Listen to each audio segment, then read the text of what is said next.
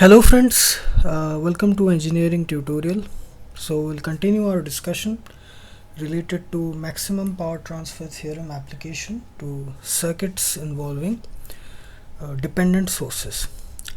So here we have another question where we have a dependent source, and the important variable here is this: the current flowing through this 40 ohm resistor. So we can say it is a current dependent current source. Okay, so we have been asked to find the value of RL such that maximum power will be transferred to the load and the value of that maximum power. Okay, so we'll use the Thevenin equivalent circuit approach like we have done in all the previous questions. So we'll redraw the circuit, open circuiting this load resistance.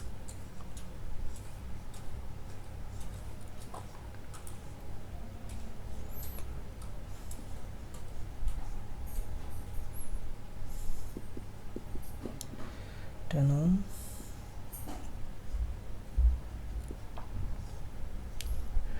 This is 12 volt.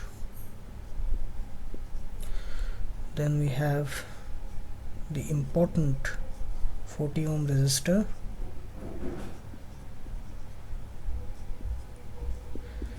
Then we have 5 ohm, and then it is open circuited, and across it we have the Thevenin voltage. Now if you notice an important thing here in this question, you will find that these two nodes, this node, let us call it at node 1, let's call it as V1, the voltage at this node, and this node V2, they have a voltage source, an independent voltage source in between them. So we have already discussed that when there are two nodes having a voltage source in between them, it is called as a supernode. Okay, supernode. So I've already made a video related to supernode and discussed some questions related to it, so please you watch those videos. So here we will apply KCL to this supernode directly. So let us assign the current directions. This is 4.5 IA which is flowing. Let us assume this current is flowing downwards, this IA current is flowing downwards, and this is 0 ampere because it is open circuited. Another important relationship to establish is what is the value of IA. IA is equal to V2 minus ground, that is 0 volt, divided by 40. So we can say IA is equal to V2 by 40, or we can say IA is equal to VTH by 40, because V2 is equal to VTH. Why? Because 0 ampere is flowing through this 5 ohm resistor, so no voltage drop will be there. V2 is equal to VTH, IA is equal to VTH by 40. Sorry. So now we'll apply the KCL to this supernode. So it will be 4.5 IA. This is flowing towards, all the towards current will be in one place, and all the away flowing currents will be at one place. So it is V1 by 10 plus IA, which is V2 by 40. Okay, so we will replace IA with VTH by 40,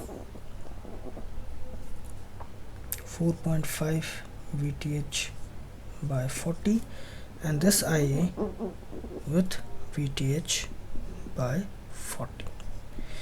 Okay, then another important thing to relationship to establish is the relationship between these two node voltages.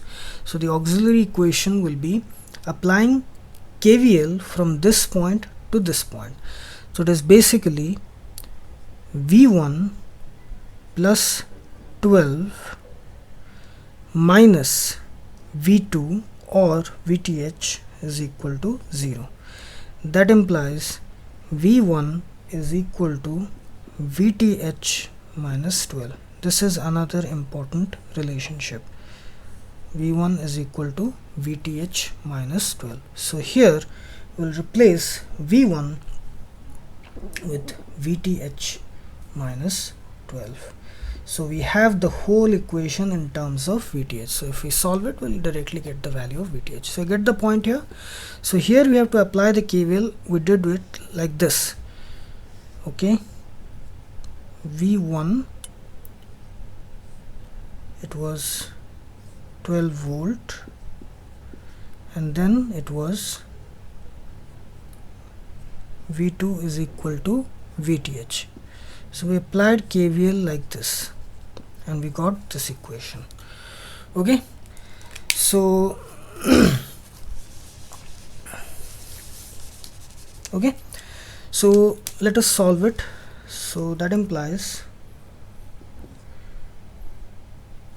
here it is 4.5 VTH by 40 is equal to, here it is 40, which is 4 VTH minus 12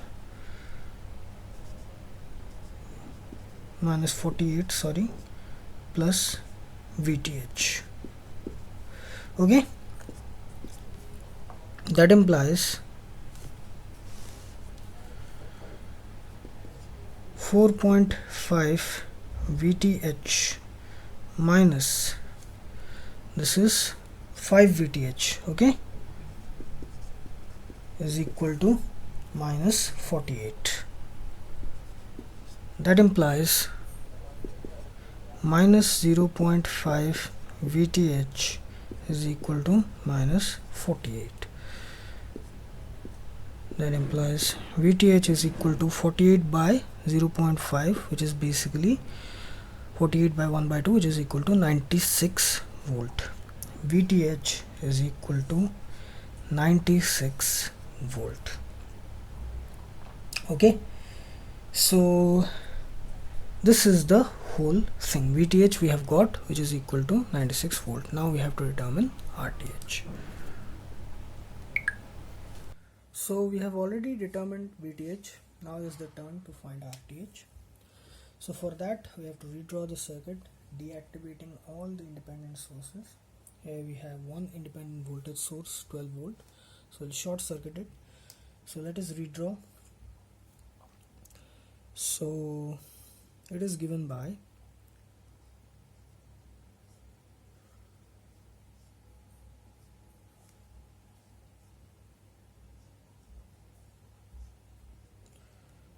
this is short circuited, okay, 4.5 IA, this is 10 ohm, this is short circuited. Then we have 40 ohm, then we have 5 ohm, and here we have to connect an external excitation voltage because we are deactivating all the independent sources, so we need to connect an external excitation voltage and let the current flowing from it is I. So the important thing here is to find I. RTH will be given by 1 volt by I ampere. So this is the important variable here, the dependent variable. So let us say the voltage here at these points be V. So here also it will be V because there will be no drop, it is short circuited. So our objective is to find I. So another important relationship to establish is the value of IA in terms of V. So IA here is equal to V by 40. Okay, this. So let us apply KCL here to get the values. Okay, so here it will be this current, let us say it is flowing downwards, I is moving towards it. So 4.5 IA, which is moving towards the node, and I is moving towards the node, plus I is equal to IA plus V by 10. Okay, IA we have represented in terms of V, which is V by 40. So we'll replace it, 4.V by 40. Again, IA here is V by 40. I here, if you see, I is equal to 1 minus V by 5 ohm. 1 minus V by 5. So here we'll replace it, I is equal to 1 minus V by 5. Okay, so let us solve it. So it will be bringing all the V's in one side, it will be 4.5 V by 40 minus V by 5 minus V by 40 minus V by 10 is equal to minus 1 by 5. Okay, that implies, taking 40 as the LCM, 4.5V minus 8V minus V minus 4V is equal to minus 1 by 5. Okay, taking 40 as the LCM. Okay, that implies this is 4.5 minus 12, 13, so it is minus 8.5V. okay, minus 8.5V by 40 is equal to minus 1 by 5. Okay, that implies V is equal to 40 by 5 to 1 by 8.5. So let us calculate it.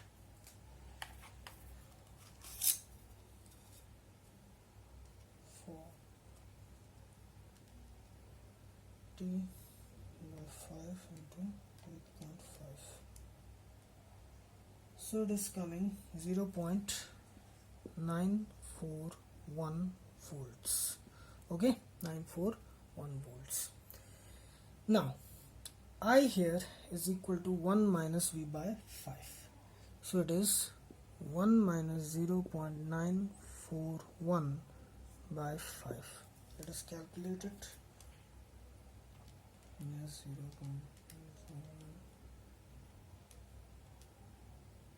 So it is coming 0.0118 ampere. Okay, I. So we have got the value of I. Now we can easily find RTH.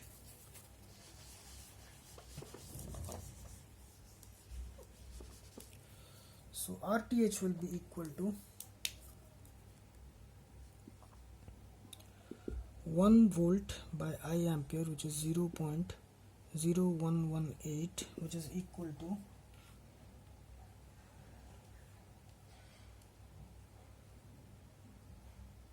around 84.74. we can round it off. It is coming 85 ohm. It is coming 84.74 ohm. So we can round it off 85 ohm.